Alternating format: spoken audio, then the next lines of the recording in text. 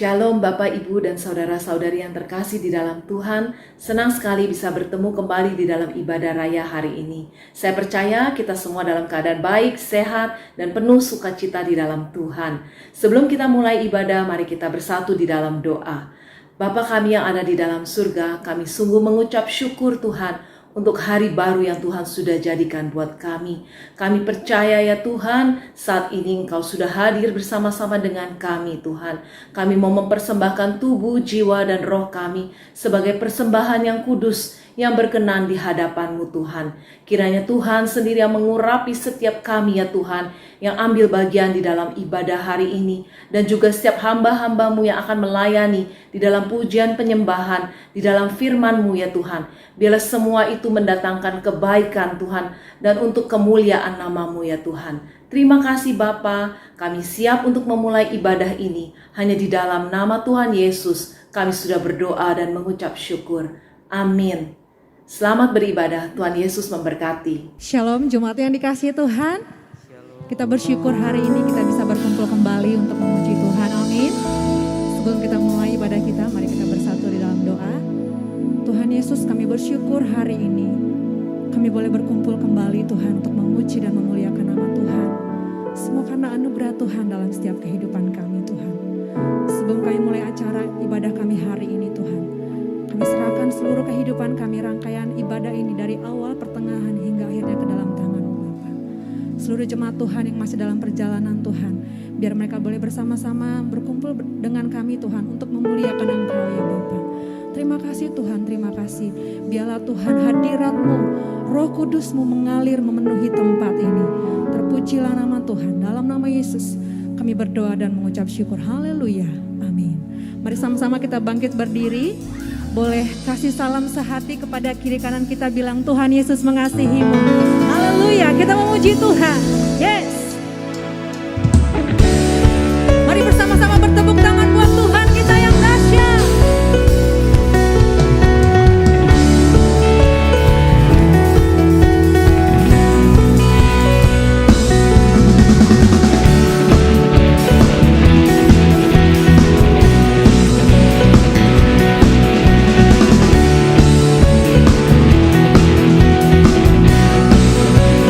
Katakan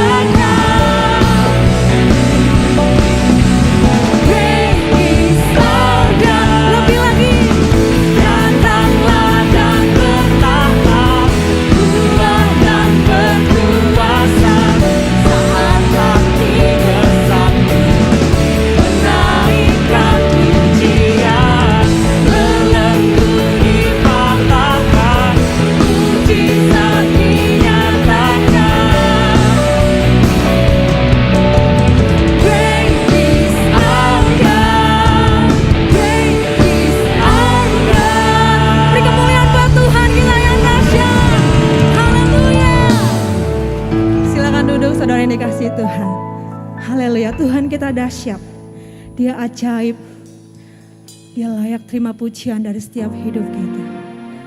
Terima kasih Tuhan Yesus.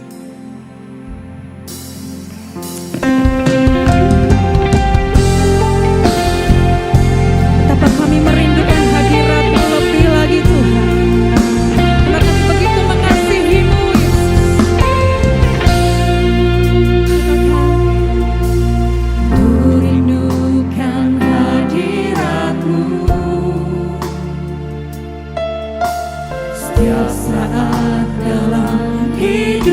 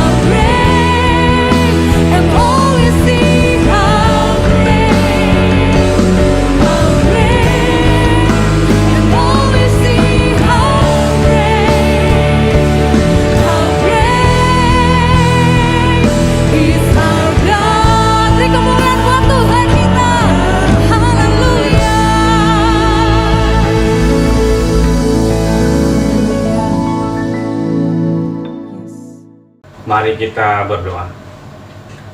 Tuhan Allah Bapa kami yang kami puji, yang kami sembah dalam kerajaan surga. Terima kasih ya Tuhan atas berkat anugerah-Mu dalam kehidupan kami.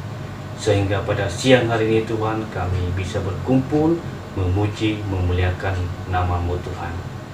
Itu semua Tuhan bukan karena kekuatan atau kehebatan kami. Itu semua karena kasih anugerah-Mu dalam kehidupan kami Tuhan. Tuhan, pada kesempatan ini kami sebentar lagi akan mendengarkan firman Tuhan yang disampaikan oleh hamba-Mu. Biarlah Engkau Tuhan berkati hamba-Mu. Biarlah apa yang disampaikan itu semua berasal dari Tuhan. Dan kami juga Tuhan meminta pertolongan Tuhan agar ibadah kami pada siang hari ini dapat berjalan dengan baik tanpa ada gangguan sama sekali. Biarlah Tuhan yang selalu beserta kami pada siang hari ini. Terima kasih Tuhan, kami sambut firman Tuhan hanya di dalam nama Tuhan Yesus. Kami berdoa dan mengucap syukur. Haleluya. Amin. Selamat pagi jemaat yang dikasihi Tuhan, Shalom. Pagi ini saya akan menyampaikan firman dengan judul Berjiwa Besar. Saya percaya bahwa untuk menjadi orang yang berhasil berdampak dalam kehidupan ini, ada satu hal yang sangat dibutuhkan oleh kita semua. Itu bukan sekedar pendidikan yang tinggi, pengalaman yang banyak, tetapi keberhasilan lebih banyak berkaitan dengan sikap hati kita. Tuhan mau kita punya jiwa yang besar. Orang yang berjiwa besar adalah orang yang tidak sombong pada waktu dia sukses. Tetapi sebaliknya dia tidak akan frustrasi ketika dia gagal. Tetapi orang yang berjiwa besar adalah orang yang menerima kenyataan dengan rela. Misalnya kalau kita mengikuti sebuah pertandingan lalu kalah, kita tidak bilang ini tidak adil, saya dicurangi. Tapi ya menerima kenyataan, karena di dalam permainan tentu ada kalah menang. Saya ingat ada seorang anak kecil mau lomba balap mobil, ya, Formula E ini saudara. Tapi balap mobilnya pakai remote control, kayak Tamiya begitulah. Jadi sebelum dia dan orang-orang yang lain itu mau mulai balap mobil, dia tunduk kepala, dia berdoa. Teman di sampingnya bilang, kamu pasti doa supaya kamu menang ya, juara 1. Anak kecil ini bilang, enggak, tadi saya doa Tuhan tolong saya, kalau saya tidak menang, jangan sampai saya nangis. Tapi saya bisa menerima semua hasilnya. Nah saya rasa ini anaknya masih kecil tetapi dia berjiwa besar, bisa menerima kenyataan yang ada. Saudara-saudara, Tuhan tidak mau kita punya jiwa yang sempit. Orang yang jiwanya sempit itu suka iri sama orang lain. Senang lihat orang susah. Susah waktu lihat orang senang. Dia suka mengkritik orang lain, tapi dia sendiri tidak berprestasi di dalam hidupnya. Orang yang berhati sempit tidak mau mengakui kesalahan, tidak mau minta maaf kalau dia melakukan kesalahan. Tentu kita tidak menyukai orang-orang yang berjiwa sempit, tapi kita semuanya harus memiliki sebuah nilai luhur berjiwa besar. Saya perhatikan orang yang memiliki visi yang besar seringkali berusaha dilemahkan. Nggak mungkin, mana bisa, mustahil. Tetapi karena dia ulet dan berjiwa besar, dia tetap maju walaupun olokan, hinaan itu datang. Dan akhirnya dunia akan mengakui keberhasilannya. Wright Brothers misalnya, 2 bersaudara yang berusaha untuk menemukan pesawat terbang. Berkali-kali dilakukan percobaan, jatuh, hampir mati. Sampai ada orang bilang, udahlah percuma, nggak mungkin kamu bisa punya alat yang bisa membawa manusia terbang. Bahkan ada hamba Tuhan bilang gini, Wright, tahu nggak? Tuhan menciptakan burung untuk terbang, tapi manusia diciptakan untuk berjalan. Kamu melanggar kodrat Tuhan. Jadi jangan lakukan itu, dosa sama Tuhan. Bahkan pakai firman lagi saudara sekalian melemahkannya. Wright bersaudara diam saja, tapi mereka punya keyakinan yang tak terbantah bahwa ini bisa terjadi. Dan akhirnya Wright Brothers bisa menemukan cikal bakal dari pesawat terbang. Dan kita mengucap syukur karena jiwa besar, keuletan, kegigihan yang dia miliki. Kalau tidak, maka dunia tidak seindah seperti sekarang dengan banyaknya pesawat terbang yang bisa membawa orang dari satu negara ke negara yang lain. Nah, hari ini saya ingin ajak saudara mempelajari seorang tokoh Alkitab yang berjiwa besar, dan orang itu adalah Barnabas. Hidupnya berdampak. Barnabas adalah mentor bagi Paulus yang kemudian menjadi hamba Tuhan luar biasa, dan juga bagi Markus yang akhirnya menulis Injil Markus. Nah, sekarang kita akan lihat ada 3 ciri dari orang yang berjiwa besar yang kita harus teladani. Pertama, orang yang berjiwa besar itu suka memberi, generous, murah hati. Itu tandanya dia tidak hanya ingin mengambil sebanyak-banyaknya dari dunia, tetapi dia ingin give, memberikan yang terbaik bagi kesejahteraan orang lain. Kisah Rasul 4 ayat 36-37. Demikian pula dengan Yusuf yang oleh rasul-rasul disebut Barnabas, artinya anak penghiburan, seorang Lewi dari Siprus. Ia menjual ladang miliknya lalu membawa uangnya itu dan meletakkannya di depan kaki rasul-rasul. Ketika gereja mula-mula berkembang dan banyak orang-orang miskin bergabung menjadi percaya, maka Barnabas yang secara ekonomi cukup kuat, dia menjual ladangnya dan dia menyumbangkan semuanya untuk pelayanan supaya gereja makin bertumbuh. Dan pemberian ini dilakukan dengan tulus hati karena dia orang yang generous, murah hati. Beda sekali dengan apa yang dilakukan oleh Ananias dan Safira. Memang mereka juga menjual ladangnya, tapi kemudian motivasinya tidak tulus. Mereka memberi itu karena ingin jabatan, ingin terkenal, ingin posisi, sehingga akibatnya bukan berkat yang mereka alami. Ananias dan Safira mati karena mendustai Roh Kudus. Saya percaya Tuhan sedang mencari orang-orang yang berjiwa besar, yang cirinya suka menolong orang lain. Gak usah jadi konglomerat dulu baru saudara memberi berkat kepada orang lain. Orang-orang kecil yang ada di sekitar kita, ketika kita melihat kebutuhannya dan kita bisa memberikan bantuan sesederhana apapun itu, maka itu menunjukkan kebesaran jiwa kita. Dan Alkitab mengajarkan bahwa orang yang hidupnya jadi berkat bagi banyak orang melalui kemurahan hati, dia akan diberkati oleh Tuhan. Karena kita yang menabur kebajikan, kita juga akan menuai kebajikan. Matius 5 ayat 7 berkata, berbahagialah orang yang murah hati, karena mereka akan beroleh kemurahan. Kalau kita suka memberi, Tuhan melihat dan mencurahkan berkat yang luar biasa bagi anak-anaknya. Siapa yang percaya, berikan tepuk tangan yang meriah untuk kemuliaan Tuhan. Beberapa waktu yang lalu saya mendengar sebuah kesaksian dari Jonathan Christie. Dia adalah seorang pebulu tangkis nasional, menjadi juara Asian Games.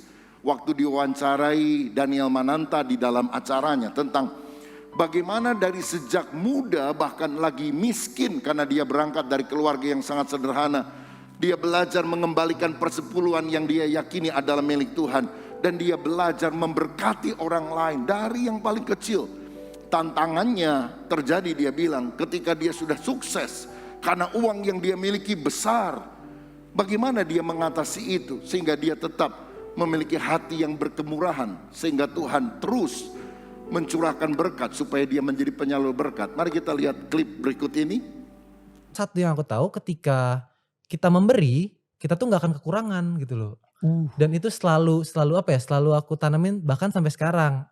Justru kalau dulu tantangannya nggak terlalu berat karena prize money-nya belum terlalu besar. Sekarang yang lebih lagi. Dan satu itu kata-kata pelatih yang nggak pernah lupa dari Coach Henry. Ketika dulu kamu dapat prize money 1 juta, kamu nyumbangin 100.000 per puluhan. 10% soalnya. Sekarang kamu 1 miliar, kamu harus nyumbangin 100 juta. 100 juta. Kamu ikhlas nggak? Kalau kamu nggak ikhlas, kamu mending minta sama Tuhan gaji kamu 1 juta lagi. Mau nggak? Ya. Gitu kan? Ya kita ngeliat, ya gue ngasih 100.000 sama 100 juta. Ya. Tapi kan sebetulnya yang kamu dapat tuh lebih banyak gitu loh. Ya. Dan ketika kamu kasih ke orang yang memang butuh, itu tuh pasti akan diganti sama Tuhan. Berkali-kali lipat bahkan. Yang kita gak sadar duitnya tuh tiba-tiba ada aja gitu loh. Bener.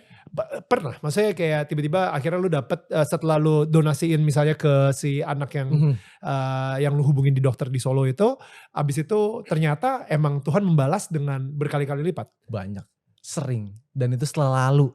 Itu bukannya apa ya, istilahnya itu mungkin terjamin lah itu loh. Ketika memberi, dikasihnya itu banyak banget. Contohnya mungkin waktu Asian Games. Oke. Asian Games, jadi waktu itu kita dikasih bonus 1,8 miliar atlet yang peraih emas. Berarti lo harus ngasih 180 juta. No, waktu itu aku udah niatan 50% dari itu. Duit 900 juta. Okay. 900 juta. Dan itu aku nggak mikir, oh gue harus potong pajak dulu. Apa segala macam itu tuh gak ada pikiran sama sekali. Gak lu pikirin, oke. Yang penting gue bisa apa istilahnya kan bernazar ketika itu ke Tuhan, kalau memang ini kesempatan aku untuk juara Asian Games, aku pengen kasih donasi ini 50% dari bonus ini. Wow. Saudara sekalian, untuk menjadi seorang pelaku firman juga dalam soal kemurahan hati, nggak harus jadi pendeta dulu. Jonathan Christie seorang artis pebulu tangkis, dan dia mengembalikan persepuluhan yang ada. Bahkan ketika dia menjadi juara Asian Games, sebelumnya dia sudah bernasar 50% dari hadiah pertama aku berikan untuk menopang banyak orang. Dan ketika dia mendapatkan hal itu, orang mungkin pikir bodoh banget. Kamu yang capek, kamu yang latihan, orang lain yang menerima manfaatnya. Tapi saudara, dia kemudian berkata bahwa saya memberikan 50% itu. Dan ternyata dalam beberapa bulan kemudian Tuhan memberkati dia bukan dengan hadiah dari juara Asian Games, tapi dari iklan-iklan yang dia bintangi. Karena banyak orang minta dia menjadi bintang iklan. Dan penghasilannya itu 10 kali lipat daripada hadiah yang dia terima. Saya percaya Tuhan tidak pernah ingkar janji. Ketika kita belajar menabur kepada Tuhan, pekerjaannya, orang-orang miskin, selalu ada berkat yang tersedia karena Tuhan ingin menyalurkan melalui kita, anak-anaknya. Siapa yang percaya, berikan tepuk tangan untuk Tuhan. Karena itu saudaraku, jadilah orang yang berjiwa besar, karena gak akan rugi. Ya, jangan mikir picik, ngapain saya capek-capek, saya kasih buat orang lain, kenal aja enggak. Tapi mari kita belajar punya jiwa besar. Yang kedua, orang yang berjiwa besar itu senang melihat orang lain maju. Dalam Kisah 9 ayat 26-28 dikatakan, setibanya di Yerusalem, Saulus mencoba menggabungkan diri kepada murid-murid, tetapi semuanya takut kepadanya karena mereka tidak dapat percaya bahwa ia juga seorang murid. Tetapi Barnabas menerima dia dan membawanya kepada rasul-rasul dan menceritakan kepada mereka bagaimana Saulus melihat Tuhan di tengah jalan dan bahwa Tuhan berbicara dengan dia, dan bagaimana keberaniannya mengajar di Damsyik dalam nama Yesus. Dan Saulus tetap bersama-sama dengan mereka di Yerusalem dan dengan keberanian mengajar dalam nama Tuhan. Saulus ini kan penganiaya jemaat.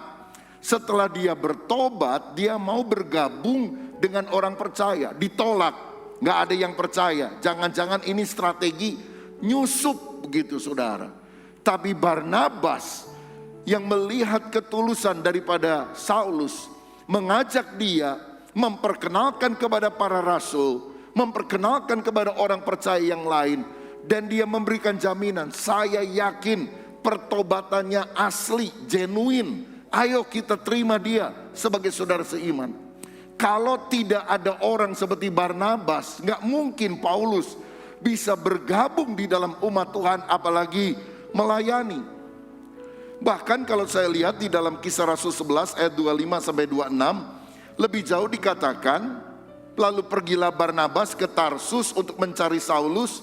Dan setelah bertemu dengan dia, ia membawanya ke Antioquia.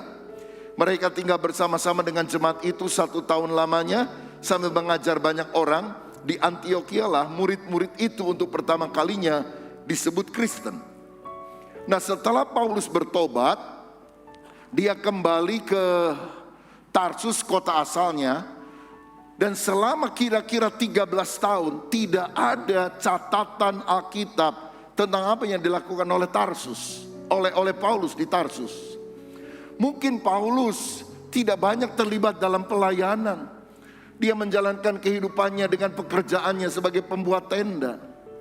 Tiba-tiba Barnabas yang dulu pernah memperkenalkan kepada jemaat Yerusalem, kira-kira 13 tahun kemudian sengaja datang ke kota Tarsus dan mengajak Paulus ini terlibat di dalam pelayanan. Karena dia bilang di Antioquia banyak sekali orang yang harus aku layani. Aku kewalahan, aku ingat sama kamu. Ayo bro, pelayanan bareng-bareng sama saya. Dan Paulus mengiyakan. Selebihnya Paulus dipakai Tuhan bahkan lebih hebat daripada Barnabas. Saya mau bilang, mesti ada orang seperti Barnabas ini. Ngajak orang ke gereja, ngajak orang pelayanan. Dan kalau orang yang kita ajak mungkin sekali 2 kali belum mau, kita terus bertekun sampai akhirnya dia terlibat dalam pelayanan. Dan mungkin orang itu lebih dipakai Tuhan daripada kita. Tapi tidak masalah, karena yang penting kerajaan Allah yang diuntungkan. Itulah orang yang berhati besar, senang melihat orang lain maju. Ada banyak pemimpin yang tidak bisa bertumbuh lebih lagi karena dia tidak suka melihat orang lain maju. Tetapi saya yakin hati Barnabas mesti ada dalam hidup kita, berjiwa besar. Seperti seorang bapak senang melihat anaknya lebih maju. Enak bapak tukang becak, kamu paling maksimal jadi tukang becak, gak boleh jadi supir taksi. Wah, ini bapak gak bener ini saudara. Justru bapak bilang, aku cuma tukang becak, tapi aku sekolahkan kamu supaya kamu jadi insinyur, jadi dokter, jadi orang hebat. Bukankah itu orang yang berjiwa besar? Dan yang menarik hati saya adalah ketika kemudian hari, Paulus itu kan jauh lebih terkenal daripada Barnabas. Barnabas tidak iri. Padahal Paulus itu kan dulu anak buahnya yang dia bimbing. Paulus itu diajak-ajak oleh Barnabas loh saudara. Kalau dia tidak diajak gak bisa pelayanan. Tapi kemudian Paulus lebih terkenal dan Barnabas senang akan hal itu. Dia puas menjadi orang nomor 2 dan bukan orang nomor 1. Sebab yang penting bagi dia bukan posisi, tapi fungsi, dampak kehidupan. Itu yang sangat penting untuk dimiliki. Saya mau bilang, kalau saudara bekerja di sebuah perusahaan, engkau nggak usah atau tidak harus menjadi orang nomor 1 di perusahaan itu. Orang nomor 1-nya adalah owner misalnya. Saudara bekerja di sana, mungkin engkau orang nomor 2, nomor 3, nomor 10, nomor kesekian. Tapi ketika engkau dengan masukan, pendapat, kerjamu bisa meningkatkan kapasitas perusahaan itu, bukankah saudara berdampak? Puas dengan posisi nomor 2, bahkan nomor 10 kalau perlu. Yang penting leadership adalah influence, pengaruh. Bukan posisi tapi fungsi. Pengaruh apa di dalam mungkin perusahaan yang besar, dalam pelayanan yang besar yang kita lakukan sehingga tujuan besarnya keuntungan dalam perusahaan, atau kalau dalam pelayanan kemajuan di dalam pelayanan, kemuliaan nama Tuhan itu ditinggikan. Aku nggak penting nomor 1, nomor 2 atau nomor sekian. Yang penting dampak kehidupan yang aku lakukan. Saudara, kita seringkali doa begini, Tuhan bangkitkanlah Daniel, Yusuf di Indonesia ini. Dan kita suka mikir bahwa wah mudah-mudahan ada presiden yang Kristen ya.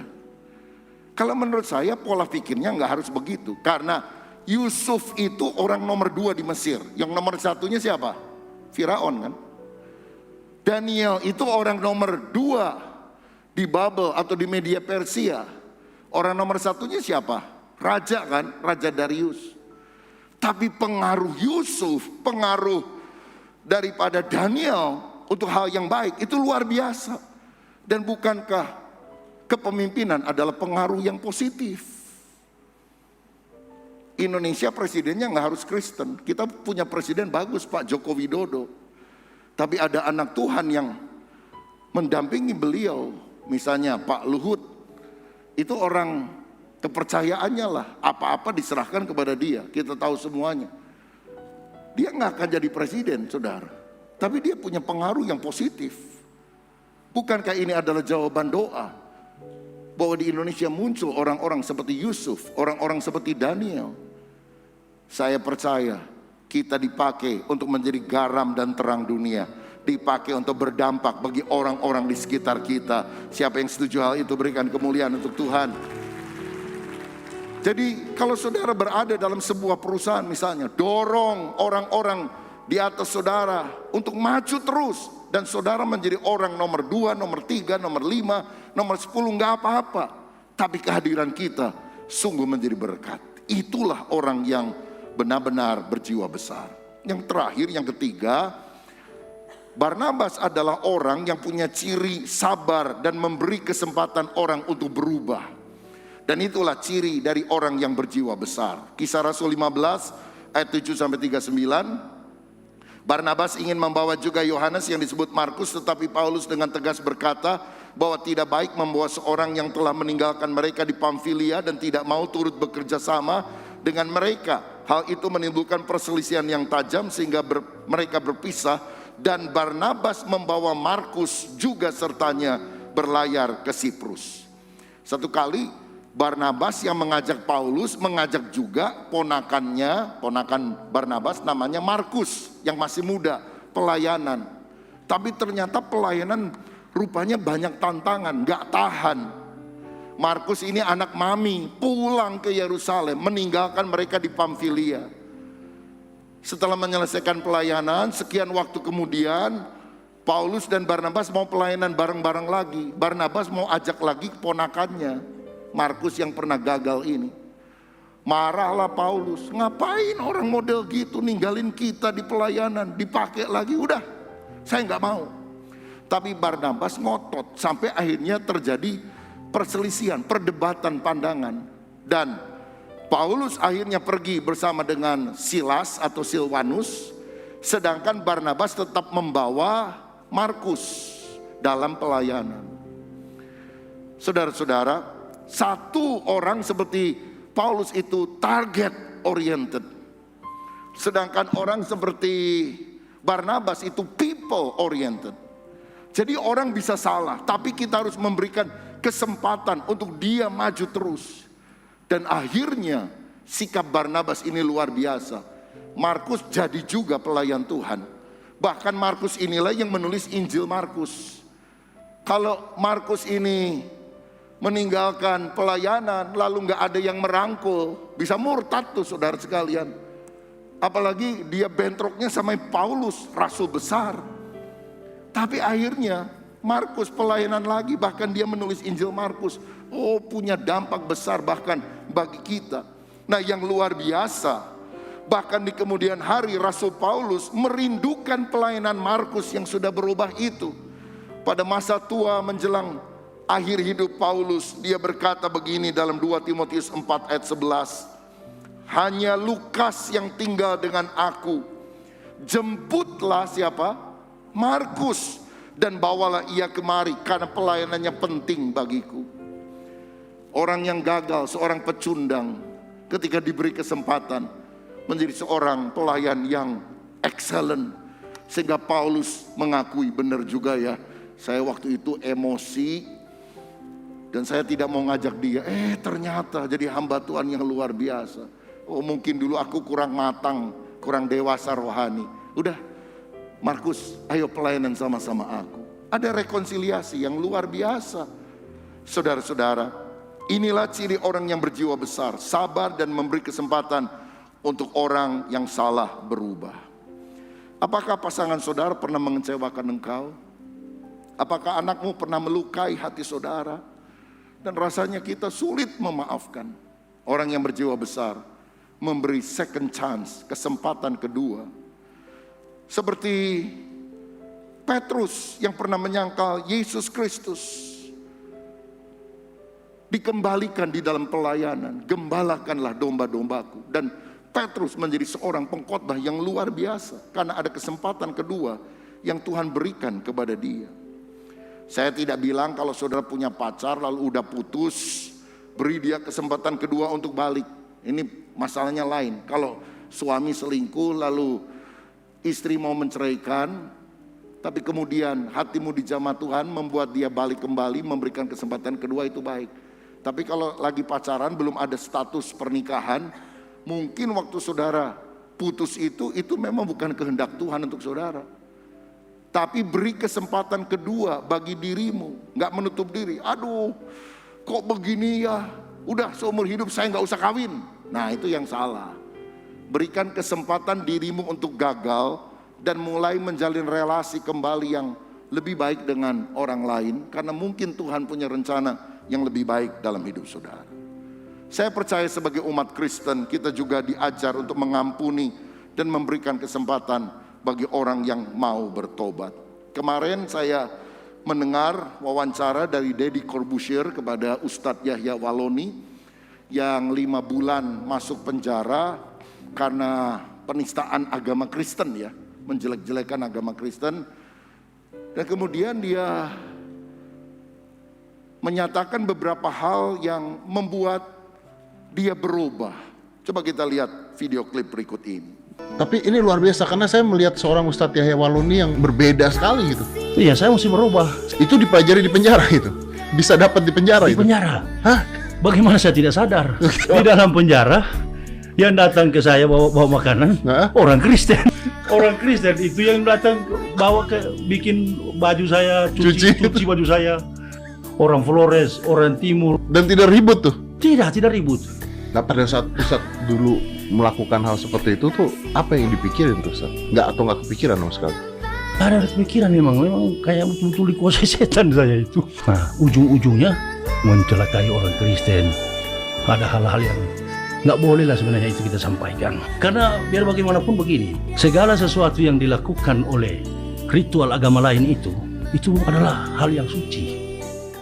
Yang membuat dia berubah adalah waktu di dalam penjara yang kasih dia makan, yang bantu cuci baju, yang berbuat baik itu orang Kristen ternyata. Sehingga dia bilang saya mau berubah, saya mau bertobat, mengubah gaya dakwahnya. Mudah-mudahan ini bukan pernyataan sesaat karena baru keluar penjara ya. Bertobat dalam tanda kutip ya, berubahlah dari pola yang lama. Tentu bukan bertobat menurut arti Kristen, karena bertobat artinya berhenti berbuat dosa lalu percaya kepada Yesus sebagai Tuhan dan Juru Selamat. Tetapi saudara sekalian, kekristenan mengajarkan bahwa kita harus mengasihi, mengampuni. Dan itulah yang seringkali bisa membuat orang menjadi sadar. Kejahatan ketika dibalas dengan kejahatan hanya membuahkan kejahatan yang lebih besar. Siapa tampar pipi kanan, kasih kepadanya pipi kiri. Jangan kalah kepada kejahatan, tapi kalahkan kejahatan dengan kebaikan. Bukankah itu berarti kita memberikan kesempatan kedua untuk orang mau berubah? Apakah Ustadz Yahya Walloni akan berubah? Saya nggak tahu saudara, saya nggak jamin juga. Tetapi yang penting saya tekankan adalah sikap orang Kristen. Harus tetap berbuat baik, karena itulah ciri kebesaran jiwa. Amin saudara. Kita juga perlu mendoakan. Karena di waktu yang hampir bersamaan dengan ditangkapnya Yahya Walloni ini ada Muhammad Kaceh yang juga ditangkap. Yang satu penistaan Kristen, yang satu penistaan Islam. Tapi lihat perlakuannya. Ketika Muhammad Kaceh ada dalam penjara, digebugin hampir mati. Disuruh makan tai, saudara. Saya mau bilang, ini gak ada peri kemanusiaan. Ini kita jangan ngomong agama. Agama Kristen kah, Islam kah, Buddha atau apa.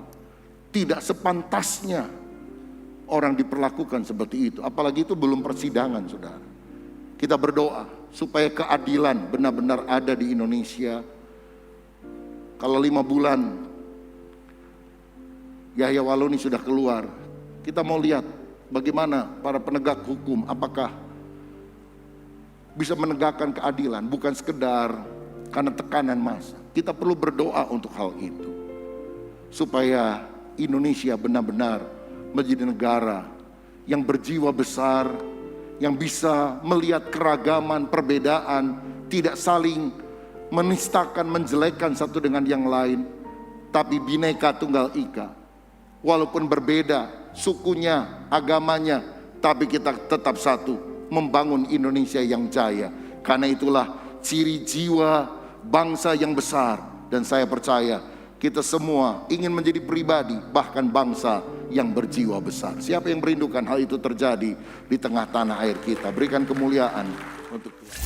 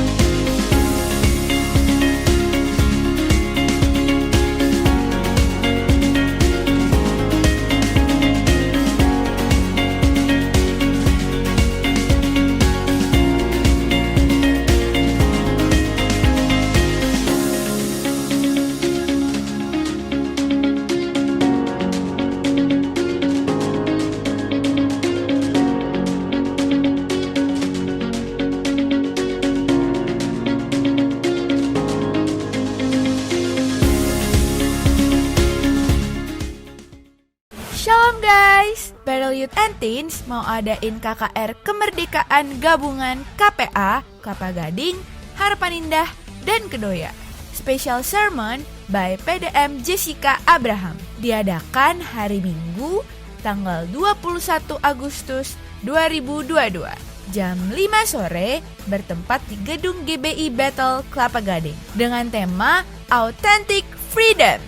So, what you guys waiting for? Come and join us. See you.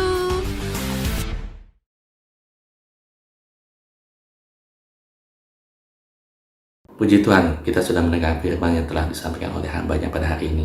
Dan sebelum kita tutup ibadah ini, mari kita berdoa bersama-sama. Mari kita berdoa.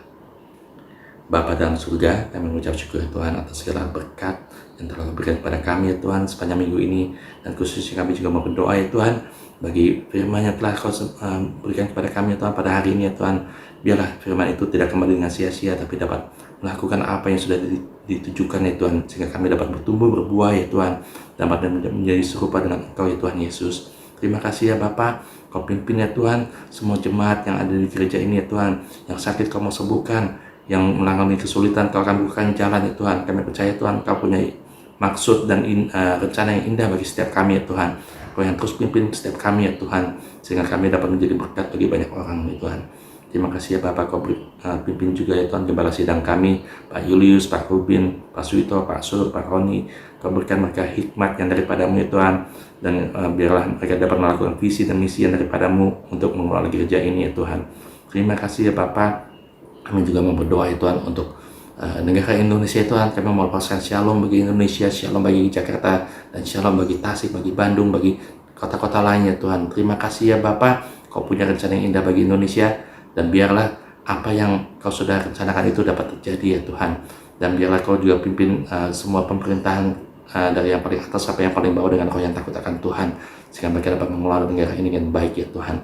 Terima kasih ya Bapak. Kami juga mau berdoa ya Tuhan untuk setiap rencana-rencana kami ke depan ya Tuhan. Biarlah semuanya itu sesuai dengan rencana-Mu ya Tuhan. Dan biarlah apa yang kami dengar ya Tuhan, apa yang kami lihat, apa yang kami tidak pernah pikirkan ya Tuhan, itu yang akan terjadi ya Tuhan. Kami percaya itu ya Tuhan.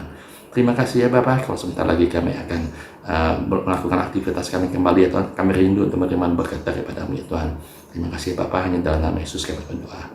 Amin. Saudara, kita masuki minggu ini dengan tetap berpengharapan kepada Tuhan. Dan terimalah berkat Tuhan. Angkat tanganmu dan angkat hatimu. Tuhan memberkati engkau dan melindungi engkau. Tuhan menyinari wajahnya kepadamu dan memberi engkau kasih karunia. Tuhan menghadapkan wajahnya dan memberi engkau karunia-karunia yang sempurna. Sehingga setiap di antara saudara dan saya boleh mendapatkan penyertaan ilahi yang sempurna menyertai kehidupan saudara dan saya dari saat ini bahkan sampai selama-lamanya. Yang percaya bersama-sama kita katakan, amin. Tuhan memberkati, salam sehati.